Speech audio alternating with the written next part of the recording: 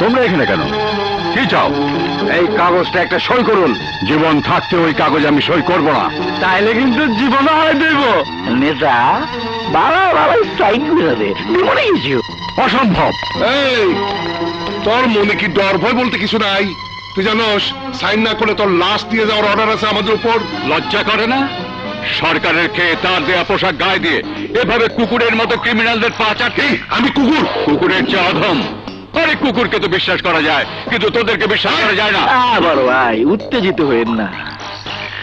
নেতা সাইন করবে না কম না, আমার ভাই কোনদিন অন্যায়ের সাথে সমঝোতা করবে না। ওরাও করবো না। গিয়া দেখো এতক্ষণে তোমার ভাই ফিনিশ।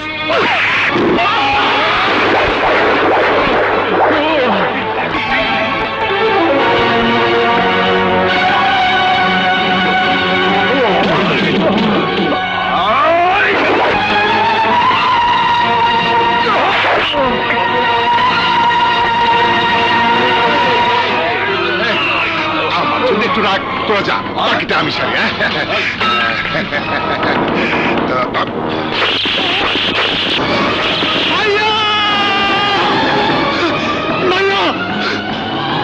কথা দিন ভাইয়া, বস্তিতে মদের ফ্যাক্টরি হতে দেবি না। কথা দিলাম ভাইয়া, কথা দিলাম ভাইয়া, ভাইয়া, ভাইয়া।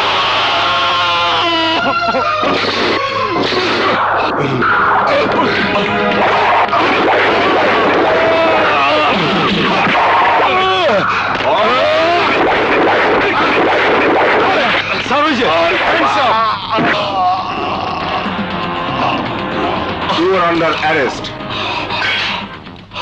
Order, order, order. মহামান্য আদালত, রক্ষকে যখন ভক্ষকের ভূমিকা অবতীর্ণ হয় তখন নিজের হাতে আইন তুলে নেওয়া ছাড়া কোনো উপায় থাকে না ইওর অনার। ঘটনার দিন পুলিশের দারোগা সালাউদ্দিন সাহেব এলাকার কিছু মাস্তানকে নিয়ে রবির ভাই বাদলকে শায়েস্তা করতে তার বাড়িতে গিয়েছিলেন। সেখানে বাদল নিজেকে রক্ষা করতে গেলে সালাউদ্দিন নিজে গুলি চালিয়েছেন তার উপর।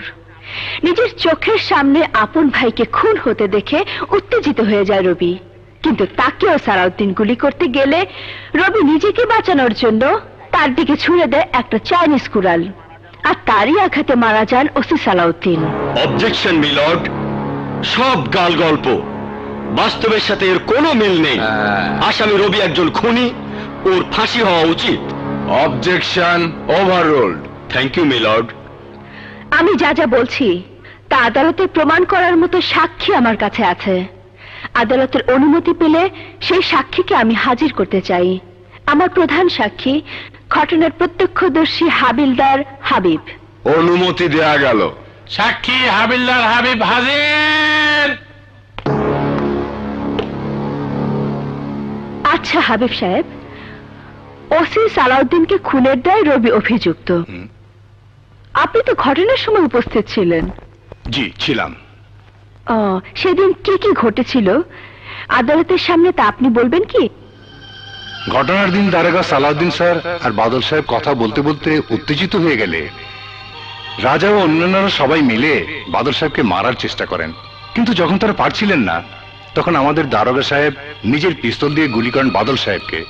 রবি বাড়িতে এসে তার ভাইয়ের লাশের দিকে এগিয়ে গেলে সালাউদ্দিন স্যার তার দিকেও গুলি করেন, কিন্তু গুলি শেষ হয়ে যাওয়াতে রবি বেঁচে যায়। রবি পড়ে থাকা কুড়াল ছুঁড়ে মারে, তা সালাউদ্দিন স্যারের পিছে লাগে। সালাউদ্দিন স্যার ঘটনাস্থলে মারা যান। ধন্যবাদ। নিজের চোখের সামনে নিজের রক্তের ভাইকে খুন হতে দেখলে উত্তেজিত হয়ে যাওয়াটাই স্বাভাবিক, আর আত্মরক্ষার্থে মানুষ হিতাহিত জ্ঞান শূন্য হতেই পারে, কিন্তু হত্যার উদ্দেশ্য নিয়ে রবি সালাউদ্দিনের উপর আক্রমণ করেনি, করেছে নিজেকে রক্ষার জন্যই, যা তার জন্মগত অধিকার। তাই মহামান্য আদালতের কাছে আমার আকুল আবেদন, কাঠগড়ায় দাঁড়ানো এই মামলার অভিযুক্ত আসামি রবিকে সমস্ত সাক্ষ্য প্রমাণ বিবেচনা করে এই মামলা থেকে অব্যাহতি দেওয়া হোক। That's all your honour.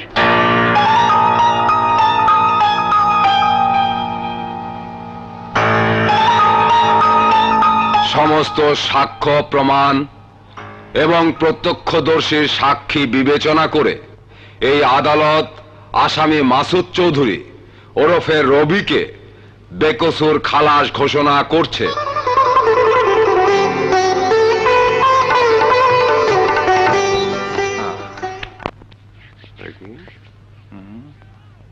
কি লতিফ ভাই, টেনশন আছো নাকি? সুরের বাচ্চা, ওই রবি হালাই ছাড়া পাইছে আর তোমরা এখানে বসে জুয়া মারাও। খবরটা বড় বাইরে দিতে হয়।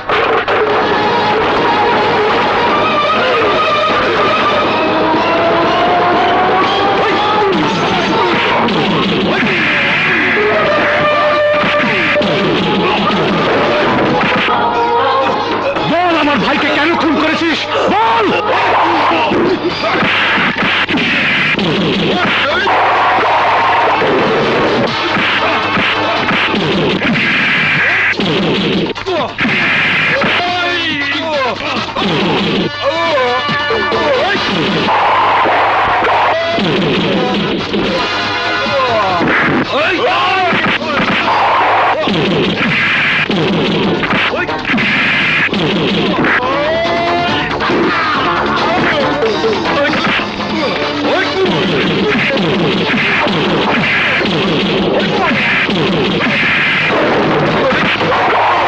বল আমার ভাইকে কেন খুন করেছিস, বল।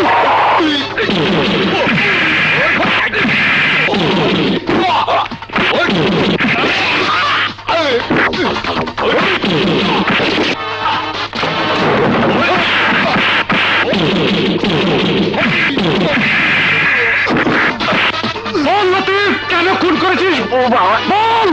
উনি কিছু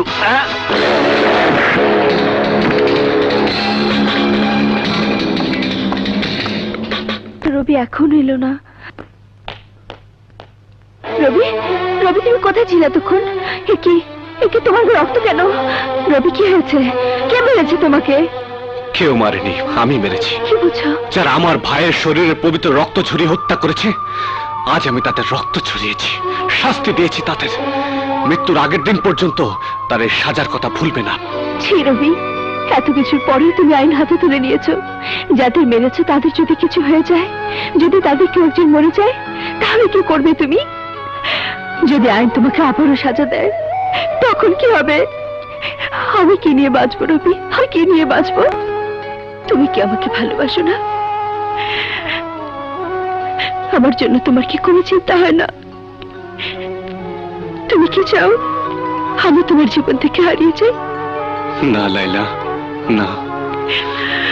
রবি, আমি তোমাকে ভালোবাসি, আমি তোমাকে হারাতে পারবো না।